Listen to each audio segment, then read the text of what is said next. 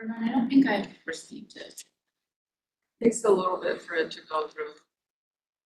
I still haven't received yours. I've got it on my phone, but not here. And I think I'm like in this room not signed on, even though I was downstairs, so you may try to check your internet. Like, I really was here. I'm forwarding it to you so you can just. I usually don't have trouble, but right now I am not.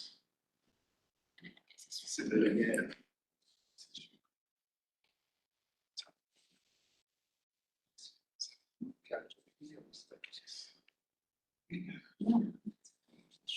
Okay. Oh, I just got it from Ron's. Okay.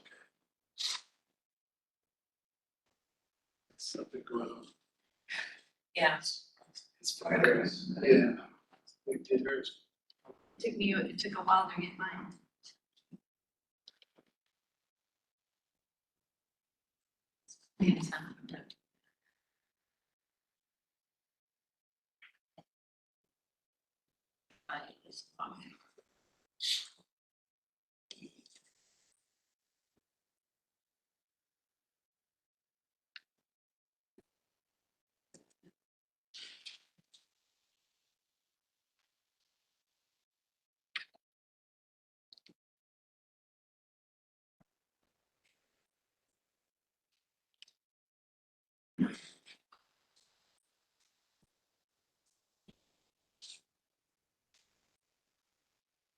I need to log.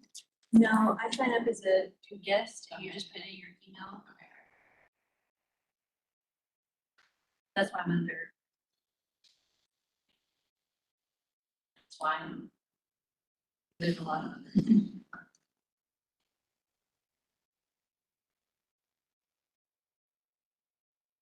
I see. And to totally resign it. Except the account. So, yeah, it's whatever. It is weird.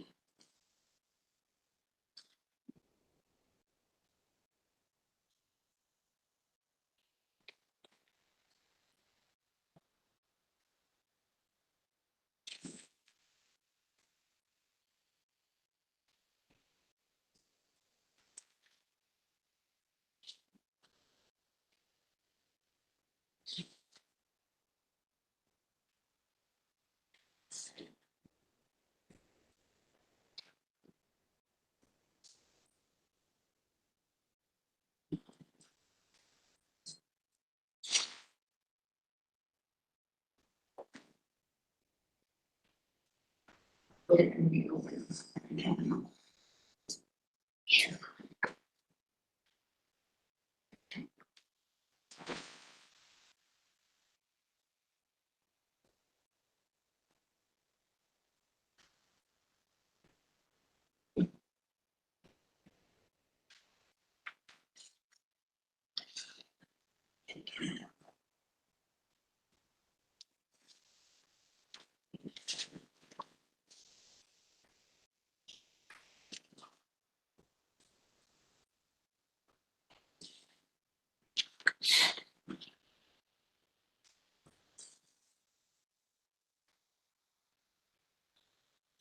Okay.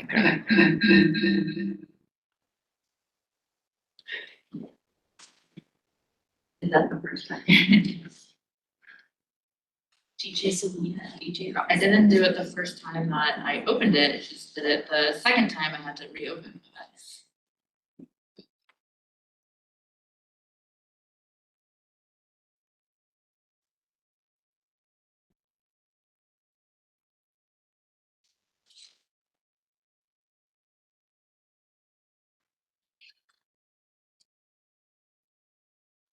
I hope that's.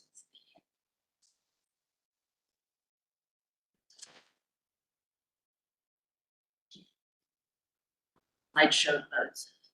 Show. Here we all ready.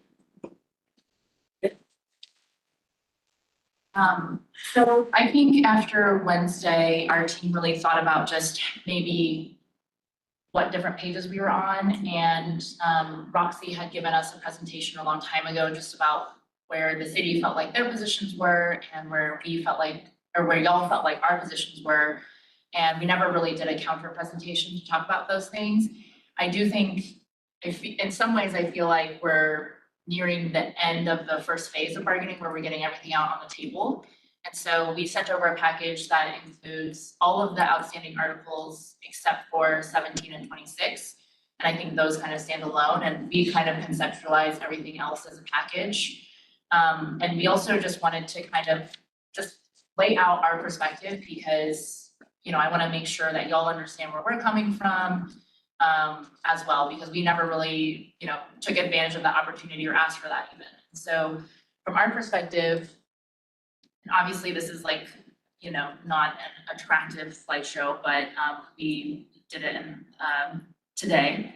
So there might also be typos and other things, but from our perspective, you know, the city manager unilaterally decided to merge these two departments. And that's totally his prerogative. He did not need to consult with us. I think that there were some unintended consequences, which is that it would require bargaining. And I think fortunately we were bargaining at the time that he made that decision. And so it allowed us to put into the contract that we would be open to take into account all of the different ramifications that there were. Primarily, we were bargaining for the PAs and also for PA school. And we were told to put all of that off until this bargaining session. And so we did, and then we were told no. And so that's very difficult for us because then we should have bargained for it in the first place if it was a financial issue and we can't discuss financials. Like that feels like bad faith, bait and switch. That's how it felt like on Wednesday when we saw that no, because we were told in main bargaining that we couldn't talk about it until this time. And now we're told, no, we lied and now we can't talk about it.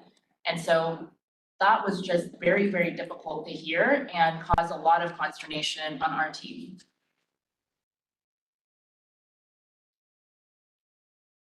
We also have been doing our research on the other city mergers that this city has done in the past.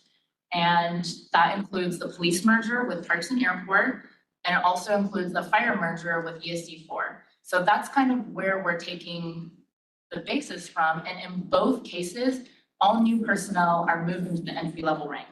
And so that includes their sergeants, lieutenants, all folks with higher rank, they're moved into their entry-level rank. And so to us to, you know, and we in good faith bargaining, we started from a totally different position of offering folks some rank, but we started there knowing that there would be some things that we would want for that. And so we really kind of clearly outlined what we think we're bargaining for. And these are our priorities that we have slotted into different areas. So obviously we believe that using the new definition of uniform staff to bring in new personnel, our graduate school issue, division chief overtime, parity with municipal employees on certain benefits, and promotable positions.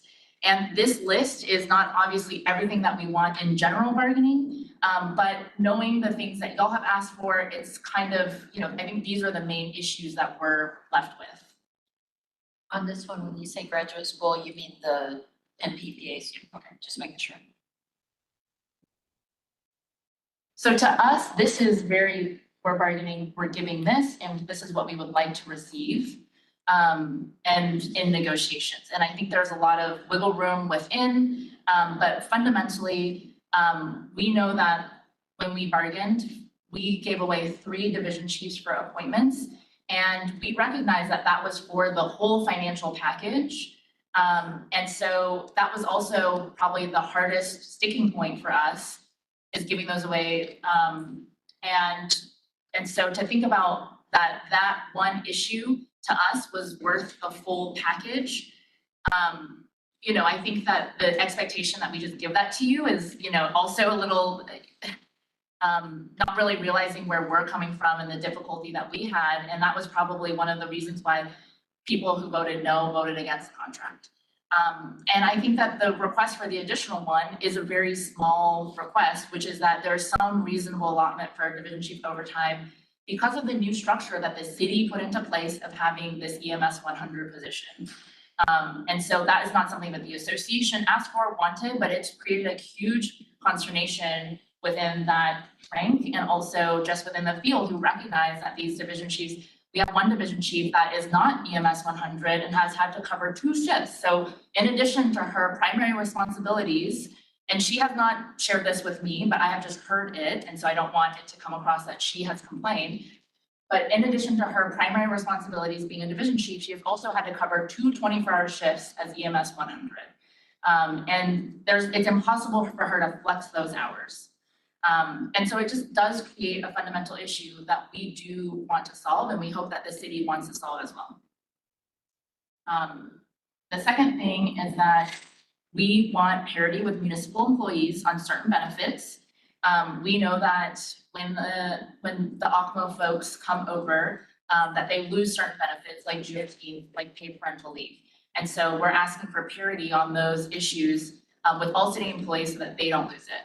And that is a gain for our members as well. We also are asking for certain promoted positions. And so we know that with the OCMO moving over, that comes with captains, commanders, and folks that are gonna fill some of those spots, and also the opportunity for additional spots for our membership to fill into. And we believe the give is that we're moving them into the rank structure and not saying that they have to start over at the medic level or the CS level necessarily. And all those details do need to be worked out, but we recognize that, you know, we haven't held firm that they have to come in at medic because we felt like we were going to negotiate for these other things. The last thing is that, you know, we recognize that the city wants to appoint the PA chief, and we already, you know, our offer allowed that. But we're really thinking that in return, it is for the graduate degree school. And so we do think that, you know, the city, we are giving on a lot of things, and basically the association has already offered the 10th division chief, have already offered moving personnel into some rank structure, have already offered the appointment of PA chief, and we don't feel like, you know, and we haven't presented everything, but it doesn't feel like in at least 2 of those areas that we have presented that we've gotten any movement from the city whatsoever.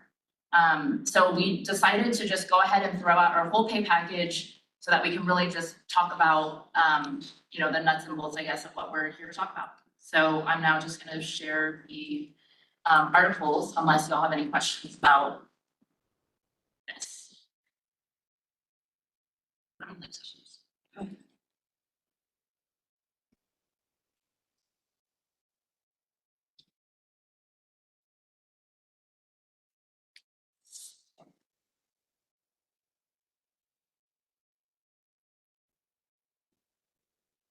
So we have attempted to incorporate y'all's Article 6, 12, and 13 as much as we agree with. Hopefully, I don't mean to interrupt, you might want to Sure. a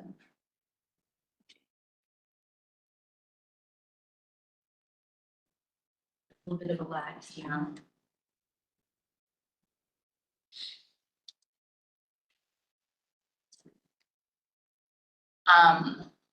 So we have attempted to merge what we can. I will say that for the most part, since we felt like, I do think there's some negotiation room in Article 12 and 13, but because we felt like in a lot of ways we didn't see any movement from the city, you'll just see our original response or proposals in this article until we can come up with some of those compromises, and maybe we can talk about what they could be at the table. Maybe we just have to go back and caucus and everybody has to think about creatively about how we can move forward. I definitely see the path forward on everything, that there is one. I just think we have to come up with those solutions. So this is language that y'all have put into the contract and we've turned that green. We're absolutely comfortable with your language, and obviously we have different shades of green and there's still some blue, but the intent is that it's all agreeable to what y'all have added. We have added, and since this is the first time that you've seen our response, there's gonna be some new things.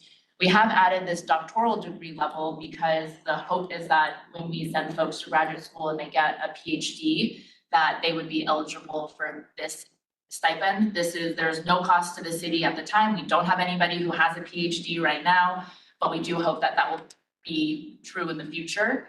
And it's only an $80 increase from the master's degree level.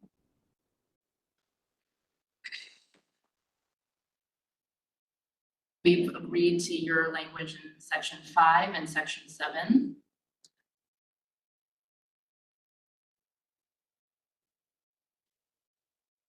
As I foretold, we are asking for the same parental leave calculated in the same manner for all non-public safety employees, so that our folks who are coming over, and I have heard that some of them, had some concerns because there is talk of potentially, folks who do want to have more children, that they weren't planning to lose half of the benefit. And so we have that language.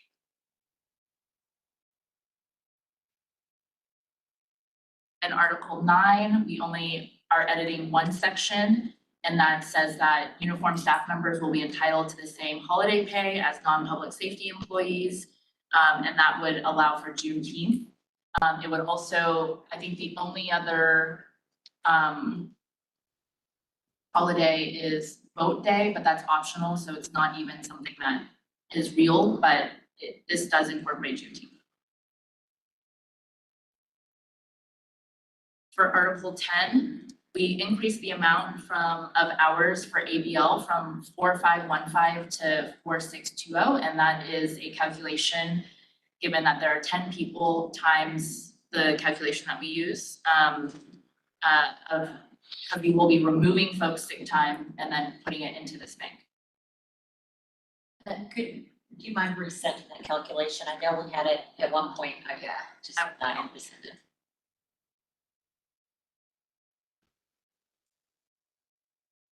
Article 12, we have agreed to, I think y'all had said 2, we had said 4, y'all agreed to the 4 years.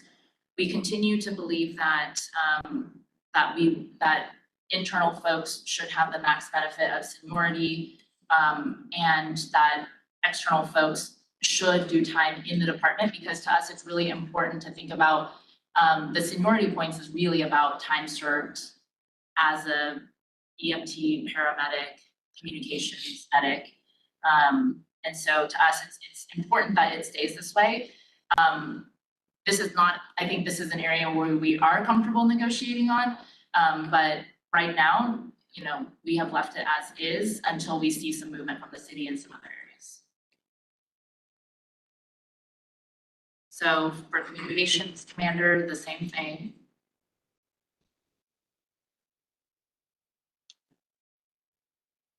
So for general provisions, we've turned the 10 to blue, because, we believe that if that is going to be green, then our language should be green as well. And so we've turned it back to blue, especially because we just want to highlight for our team, that this is not this is very, very contingent on other things, and this is not agreed to language at all. But we did agree, but we do have agreement on some other language, which is also agreed.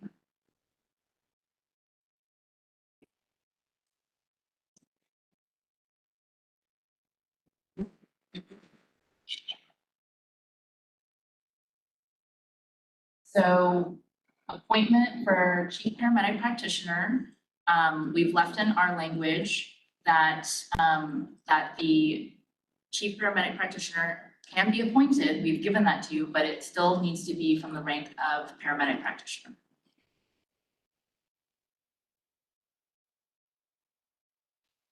And at this time, we are not willing to give at all on the paramedic pracs not being promoted from within first if we have folks that are eligible for the position. These are 2 areas that we are open to negotiating on. We just need to see movement from the city as well.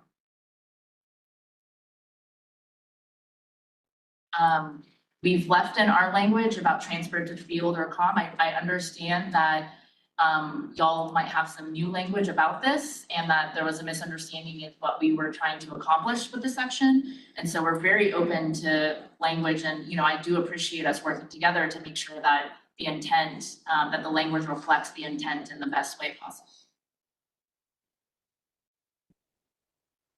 We've left in our language on overtime. I think that I hope that at this point y'all understand our biggest consternation with the overtime is the EMS 100, and that we do have folks that are not EMS 100 and folks that are EMS 100 having to fill in 24-hour shifts on top of their regularly assigned duties. And that makes it very difficult to flex out hours. If you are assigned the academy and C4 or integrated services, I think it's very difficult to be like, well, I'm gonna cover EMS 100 for 24 hours and reduce my other duties by 24 hours. It doesn't make sense.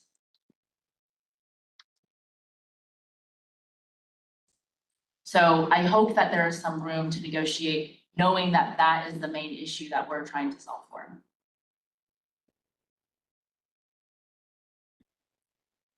Section 2, we had, just for clarification purposes, added between the field and communications division. Y'all highlighted it yellow, still looking at that, so we left that the way that y'all had put it.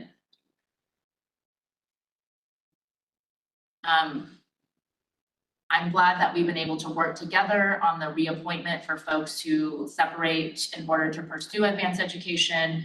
And so I think at this point, this is agreed to language.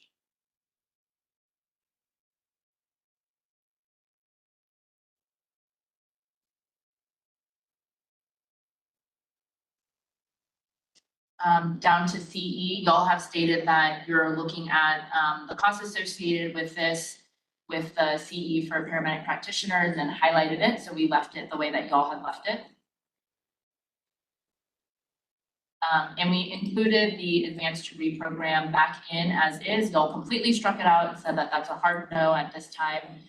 So we put it back in. We would appreciate either for y'all to not strike it out, to highlight it until you do cost it out, and think about, we're not saying that this has to happen in 2024. It can happen in 2025 if y'all need to think of, if you know, the department or the city needs to plan for these costs, or the contract lasts until 2027. So I do think there's room to negotiate on the number 10, on the time, and on the particulars about which programs. And we hope that y'all take it seriously and actually look at it instead of just out of hand rejecting it.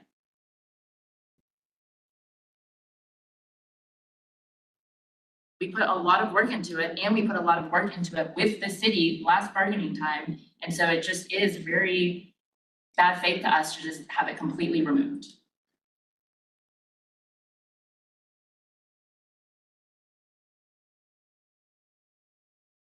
Article 13. We have left in our language, y'all did not negotiate at all on this, just completely removed it. And so as this time, we're only willing to do direct hire for paramedic practitioner. And again, I don't think that we're hard on, I think that we're open to negotiating, but it just didn't feel like y'all tried to negotiate at all. You just said no, so. So everything else just reflects that the direct hire can only be for a paramedic practitioner and not for a paramedic practitioner. We did agree with your language about the beginning pay rate for the paramedic practitioners.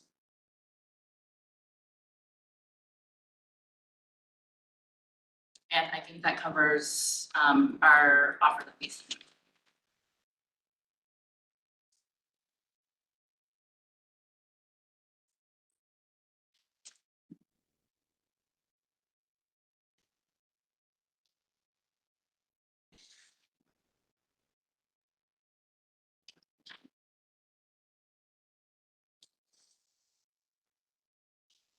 Specific question.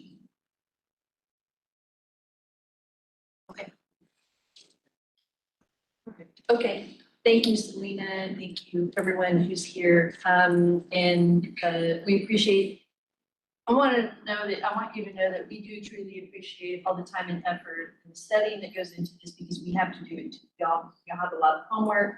These are not just words that we throw on here. There's a lot of thinking practically how this works, how we want to better the department and the operations and the services, not only for the people providing the services, the EMS personnel, but for the community as well. I think that is the ultimate goal here. And we're here at the reopener. The thing that we're trying to accomplish right now is how does the OCMO transition fall into the EMS department, and how do we deal with those issues, right? How do we get the people appointed in? So that's why Article 26 is extremely important. I know that your position is that it stands alone, but without Article 26, none of the other TAs or the negotiations that we're doing really mean anything until we have Article 26. And Houston and I are working on the legal aspects of it. We're making sure that we've identified, that we've captured the issues that have been identified as we discuss this, because this is the forum to do that. We're having difficult discussions. We may not agree. We're gonna have to be creative. And sometimes there are things that we will agree to and some things that we won't. That does not, just not being able to agree is not bad faith or bad faith argument. And I'll clear, there's some confusion that has happened across the table, and that is, it's expected because we both have positions in our head and we're seeing it from one perspective, but we need to make sure that we understand each other's perspective and then ask questions, be clear about the confusion. That's what this forum is for, and that's why we're having these discussions. And sometimes they're difficult discussions, and that's okay. That's what bargaining is. You know, with regard to Article 26, just know that from our perspective and our position, in order for it to even legally work, Article 26 is going to have to be agreed to so that everything else falls into place. So from our perspective, Article 26 is kind of the key element to get to the entire package once we do the TA. So I understand that you're saying you're looking at it separately. I think what we were, from our position, Article 26, we're kind of holding it off until the end, not so to say that it stands on its own, but so that we make sure that we capture all of the things that we during our negotiations and our discussions, and capture them in there and make sure that they're included. Now, mind you, we're all human, and we don't, we're trying to figure out how is this going to work. That's what this whole thing is about. How is this going to work? Let's see how it works. And we're not going to capture it, and that's why we have continued bargaining. This is not the end-all be-all of the last contract that's going to include OCMO positions or any of the working conditions or the negotiable items that EMS, that concerns EMS. So what we're doing now is bringing in OCMO, seeing how it works, figuring out what we can anticipate are going to be the issues, what we can see are going to be the issues, how practically it's going to work, and work together in getting that done. And I appreciate that, and I hope that you know that we're working really hard on our end to do that. Can I just make 2 points? If it's okay, just about Article 26. Sure. I think Article 26 can totally go in the package. My understanding is there just wasn't language from either side to show a draft, and it is such a moving target. That's correct. So I don't mean anything about it separately, as in the package goes first and then 26. Okay. Whenever 26 is ready to be incorporated, that's fine. It's just that I didn't think that y'all were anywhere close to having. We're not, and we're on the same page on that. I just wanted to, especially, when you and I and everybody here probably knows that, but when someone's listening to it and people come up and ask you questions, or people come up and ask me or anybody else from the city questions, I just wanted to be clear that that is actually the key article that makes all this happen. Yeah. So, And then to the other point about bad faith bargaining, I don't think that it's bad faith for each side to disagree or for one side to say no. I think what's bad faith is for us to be told to hold off on bargaining on an issue and then be told it's a non-starter. okay, and I'm gonna clear up some of, I think there's a little bit more confusion on that from, maybe I'm not the best at articulating stuff sometimes, so I will re-articulate what the intent was and what we're discussing, especially in the advanced education portion, okay? I was a little bit, I myself was taken aback at the tone and the direction that happened last week. I didn't expect it. I was concerned about it. I still am concerned about it. And I just want you to know that we are here in good faith. We're not, like I said, we're not going to agree. Each side is going to say no, and just because. And a lot of times, like on the language and things, we deal in concepts, right? In concepts, and we deal in costs. That is something that the city really has to consider and has to be very responsible for, because number one, it's taxpayer money. Number two, we have to be fiscally responsible with it. And number three, it has to be for a public purpose. There's legal obligations, there's all sorts of obligations that we have to address. There's budgetary items, you know, and restrictions and all of that. So that all of that's taking place behind the scenes. I know that the public doesn't see it. I know that we don't do it out here. But there are a lot of factors that we're having to look at and make sure that we, number one, check all the things that we do it right for the benefit of both the EMS and the city, so that we can provide that for each other and work through that. So I just kind of want to reset the tone. We're here to listen. Specifically, I know one of the things that may have caused all of this, maybe caused a different direction, was the advanced education degree, the proposal included in Article 12. When we're talking, and I know you probably saw it and you saw a bunch of red crossed out.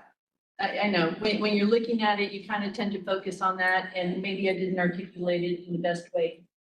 But what I was trying to say on that is that the city is still considering it. It's being costed out. We're looking at it, we're considering it, we're doing our homework on it. There's probably gonna be a lot of questions, because the way it's written, it includes not only the physician's assistant, nurse practitioner, it also includes like doctoral degrees, master's degrees. It's a huge, broad thing. So what we're doing is we're trying to cost it.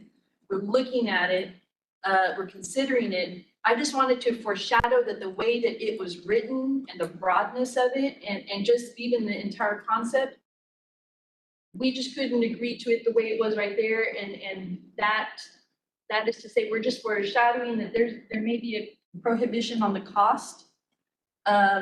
We just wanted to say that's the foreshadowing of that entire the entire proposal as it was set for the advanced degree program is probably going to be a hard no, but we're considering it and looking at it and figuring out, okay, what does this mean? What's it going to cost?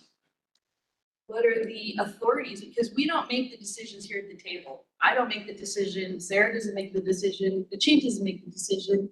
And ultimately, even though the city manager can provide direction, it has to be approved by the governing body, right? So we have a lot of line items and people we need to go through and things that we need to figure out before we can even see what if anything, is possible. So I just want to make that clear that although it looks like we were saying hard no, don't ever talk about it again. I was just kind of foreshadowing, okay, the way, you know, this issue is a difficult issue. We're looking at it, we're considering it. And ultimately, even if we had to say no, or we couldn't agree to it, that's not bad faith bargaining. We are considering it. We are hearing you, we're listening. We're taking all those factors into it. We're having our discussions. I'm talking with my client because I have a client I represent. Everyone's walking through the things that they need to walk through and talking to the people they need to talk to. So that's where it is. It's not something we can just say yes or no, or that we can actually move on just because there wasn't, when you issue a proposal and we say, you know, that's not going to work. That's okay for us to say no. It's okay for you to say no. But then we can continue discussing it. And as you said, we hadn't had everything that we're talking about here at the table today. We have an entire, ultimately it's gonna be an entire package. And just like you did, and I appreciate that you put the package out today because that kind of gives a broader view of what we're looking at. As you know, bargaining is not kind of piecemeal bargaining. It's not a tit for tat here on this article or this section. You have to look at the entire picture. So I appreciate that. And I just want you to know that we have to look at that too, in order to be able to consider maybe maybe something, a concept that we can't necessarily agree on the language, but we may be able to say, okay, we can look at that concept.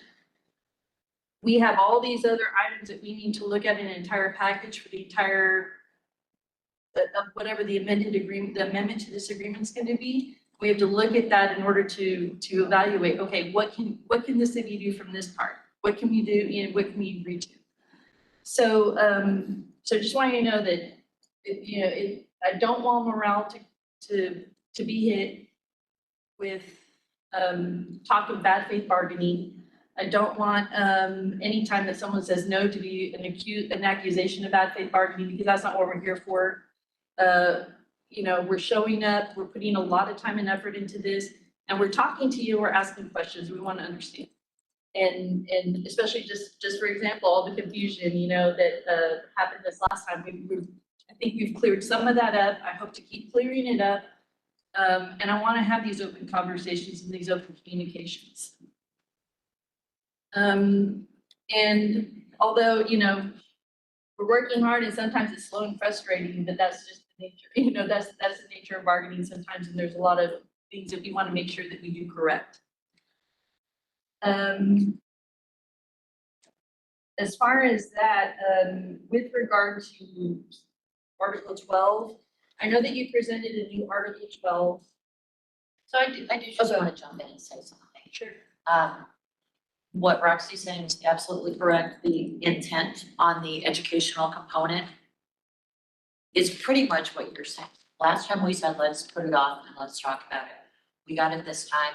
We saw it, we're like, not super dissimilar, a couple of different things. But we don't want you to think because we put it off until now, that it was going to be a yes. That earlier statement from the prior negotiations meant yes. And it seemed in your presentation that it was a foregone conclusion.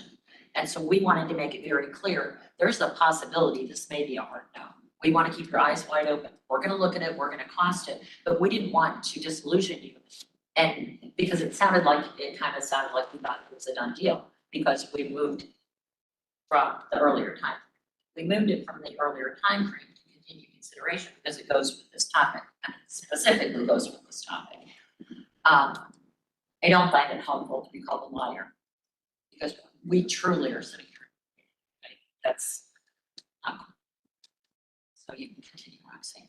I think that y'all had talked about other items differently that you were costing out in the CE for paramedic practitioners. Y'all highlighted it. We could have just done that with our language too. But what we heard is that it's a hard no, and we never heard that last time when we negotiated. We heard, let's discuss it.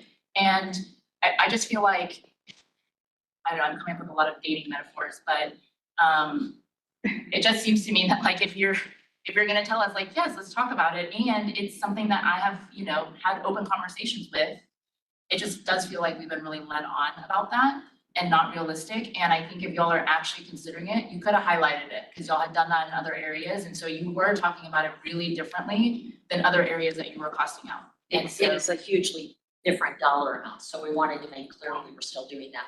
After Roxy gave the presentation, when I saw your startled look, I came in and cleaned it up. I thought I came in and cleaned it up and said, hold on, we're still looking at it, we're still costing it, don't panic here, this is not, it, and I think by that time, maybe blinders were on, it was like red, seeing red or something, but it really was not But I intended that way. think it was the whole package where both of you are saying, us saying no is not bad faith, but it's like, of all of the things we presented, it was a no on everything. And so to us, it's hard. So yes, each little item, it's okay for us to say no on this, it's okay for us to say no on that. But when we looked at the whole package, it was a no on everything. And so that's what was really tough for me personally. I can't speak for my team, but I think that was hard, that it didn't feel like, yes, I'm glad that y'all are at the table and taking these issues seriously. But even in the way that y'all talked about the articles, it didn't sound like there were any area that y'all were open to negotiating over. So I think that's what's difficult for me. And I think we were focusing on the part where we thought we made great movement. And we kind of focused in on the chief paramedic practitioner and the paramedic practitioner. And we thought that moving from, we'll consider up to granting them an interview was huge. Sorry, we don't think that's huge movement. We didn't cross everything out. We were kind of honed in on a particular portion of it. And, you know, everything takes time, but that's where we were focusing in on. We did not consider it movement. One thing that I just, now is like, one, I think when saying something feels in bad faith, we're not talking about a legal definition of bad faith. I don't believe that is. I think that one, it is a feeling of being disrespected and not being heard. And so that is partial to this conversation. One thing that I would love to stress is to be very careful and mindful of the words you use at the table, because you did say this is a hard no. And then during the, because those are exact verbatim. So we have to take you at your word at this table, since the public has to, our members have to, because they're not privy to other outside conversations. So we have to be very mindful about. So that is what we expect. And when it comes to what we bargained on previously when we moved the PA into this new bargaining session, it was a lot more generous conversation about that, asking us to not fight for it in that point. That we would have a very honest discussion, and that it felt from our side, from what we were led to believe, was that there was going to be some type of PA&P program in this next part, in this new contract with Aqua. And so I understand that the use of a phrase bad faith in any type of negotiations is going to get people upset. And so, to understand that we're not talking about just a legal definition of what a bad faith negotiation is. But what it is it is a matter of feeling disrespected, not heard, and not considered at all whenever making decisions. And that is what we got. That is what we felt from today's session, was that there was a total lack of consideration for that. And, I'm glad we're clearing the air as much as we can here. But I think we will make sure that we are mindful about the language we use on this side of the table when it comes to things as bad faith negotiating. We'll all remind ourselves about that. But I would also ask that we are very mindful about how we do that, because it is a heated subject. I totally appreciate that, and that's why when I heard that that's how you were taking that, even though those were not verbatim language, she said it looks like it could be a hard no. She didn't say this is a hard no. I'm saying, believe you me, I know exactly what she said, because I came in right afterwards thinking, that could be misconstrued, and I tried to be mindful of words and clean up what she had said. That's not true of being called a liar. I do feel like you had said it was a hard no. You did. Please listen to the tape, because I came right after her to try to clean it up, because I thought that's how you would hear it, because the words were close to, the words hard no were used, but it was a foreshadowing of, I'm afraid this could turn into a hard no, or something like that. It was not, this is a hard no. And I came in right afterwards thinking you might misunderstand that, being mindful of the words. So even if something is misspoken, I tried to immediately clean it up. But we'll review. And we now, I think we've. Well, once you review, I hope you stop calling us liars. That's not using the legal definition of bad faith. That does not help the situation at all. At all. That just makes it worse. Well, I'll also just, I won't belabor the point anymore, so let's just move on. There's a lot of things that do not contribute to this. So let's just.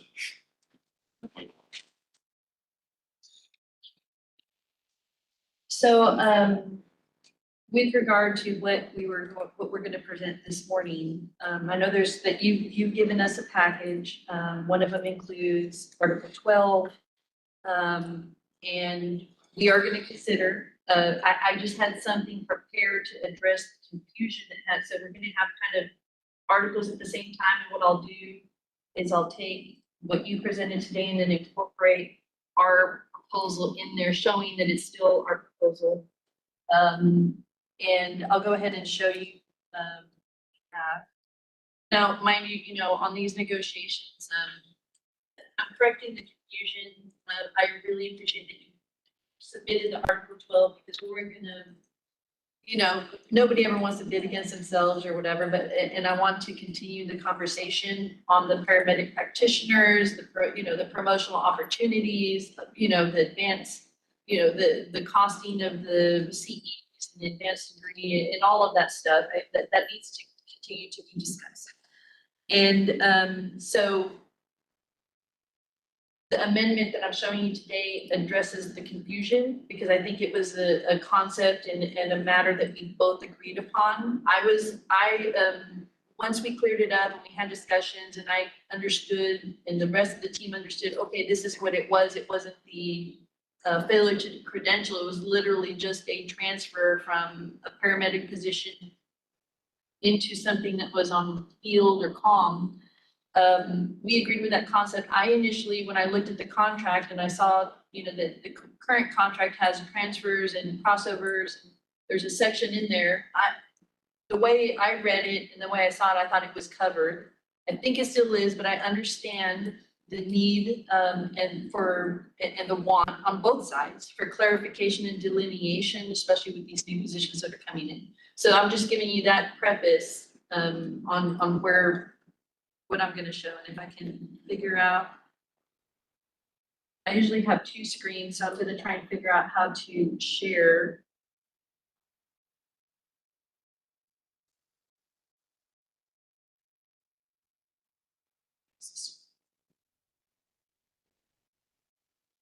There you go. Share with this, and I heard you, I agree with on the green. I agree on the green, I went ahead and changed it to purple. I just wanted a way to show that, hey, this language, the way it's written, we're both comfortable with the language, understanding that when you TA the article, it's you're TAing the whole thing, okay? And so, we're on the same page on that. I like purple. And so I think that was the only thing that changed, changing the purple to green, and I'm not gonna, we've already gone over those things. All of this is the same with regard to the appointments of the division chiefs. And we took, this was already deleted, well, on our proposal, we had deleted it and put back in, what was the current language. This is the same. And like I said, we're gonna take your proposal and we'll move from there, but this is just what we had presented Wednesday. This was the part, the transfer to field communications, and it's crossed out here, not because it's deleted. We put it in, we actually moved it, and I'll go ahead and just do that we moved it over to section 2, crossover transfers and promotions. The way that you had it was under the paramedic practitioner, the section that talked about paramedic practitioners. But since it was kind of a crossover transfer kind of situation, we went ahead and moved it to where all of that is talked about. So that's why we deleted your proposal to change the title, because at the time, the way it looked, it would only address a clinical specialist transfer. So, or other transfers. So what we're proposing is we took your language and we're just adding an additional E, the last, it adds an additional subsection. And we titled it transfer from the added clinical services to field or communications, and after promotion by appointment. Of course, this is pursuant to what our proposal is. And we utilize your language. The only thing that we changed in here, whether to clarify the clinical services or show what the chief paramedic practitioner was. I think you had chief, you had it kind of opposite, but we kind of just did it to changed it so that it's consistent throughout the proposals that we have been dealing with right now. We just added a couple of words that we thought would clarify better that when a paramedic practitioner is transferring back into a clinical specialist position, that they can promote only if they had completed the promotional eligibility requirements prior to their transfer into paramedic practitioner. And I think that was the intent. And if I'm incorrect about the intent, please let me know and let's have a discussion. But that's what that's what we took the language to mean. And I think that is the intent. And so, and we're comfortable with that concept and with that, this additional language with that provision. Same thing on the second section of this, if a vacancy exists in the clinical specialist rank, direct hire paramedic practitioners and clinical services are eligible to transfer to that position once the current eligibility list for that position is exhausted and there is no active eligibility list. So we just added a couple of clarifying words we used, and we took it and put it in the crossover transfer.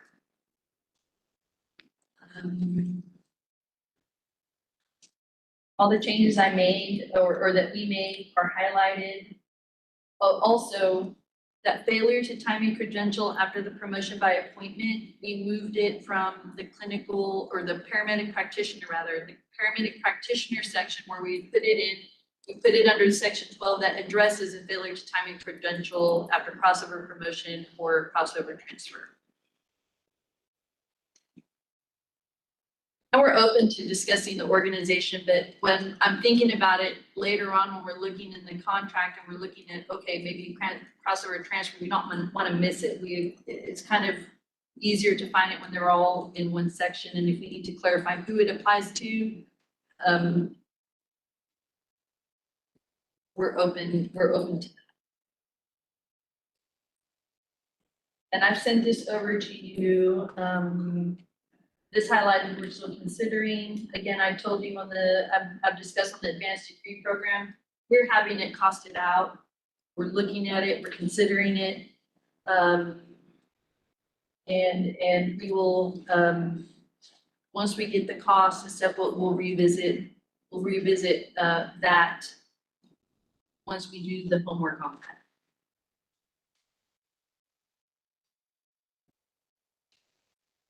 I don't believe that we changed anything in Article 13. I think the only amendment was to the Article 12 on the transfer and a few items that were related to the movement within the article itself.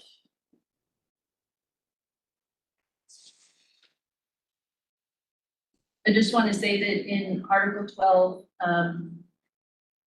on our presentation, and I need to go we need to look and consider thoroughly the presentation you made today with Article 12. But there was movement in terms of the kind of the due process of how those vacancies occur for paramedic practitioners or the chief paramedic practitioners. We included all those line items. It says, they get a notice that the vacancy occurs. They get to submit, and I'm not gonna remember all of them without looking at it, but they get to submit a letter of interest. And we were looking, what we're heading towards is the discussion in I think the agreement on the concept that we both have, or the common goal that we have is that seniority within the department should give some sort of, they should get some sort of preference or some sort of advantage for the seniority that they do have in the department. And our movement towards that was to guarantee that they get an interview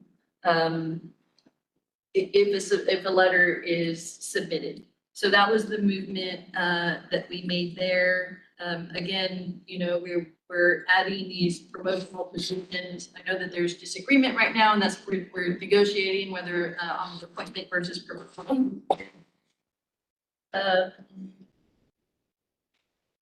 And again, I know when we look at stuff, and I have to remind myself not to look at it piecemeal, but look at it as the entire package, because ultimately that's when we TA it, we're TAing the entire amendment to the entire. Did I miss anything else? Okay. So if there's any questions, even, a lot of times when I'm at a proceeding or something like this, I'll ask, somebody will ask me if I have questions and I say no, and then I get in the car and I have 1,000 questions come through my head. So I want to maintain those open communications. If there's any questions, don't hesitate to contact us, because the whole intent of this is so that everybody has the information that they need in order to make informed decisions and have productive, fruitful discussions. So I'll leave it at that, and I'll ask if there's any questions here, but if you should have some, don't hesitate to let us know. I don't have any questions. I think the language is similar to what our intent was. I'll just move it around. That's fine, guys. But yeah, the language, we agreed with we're comfortable with the language, there's just a couple of clarifying things. But this, of course, is not in response to what you just presented. I just wanted to make sure that the amended proposal from the city on Article 12 was on the record, on the table, and that we can take that part out and that we can incorporate it into whatever is agreeable, we can incorporate it into the ongoing working draft that we'll have on this Article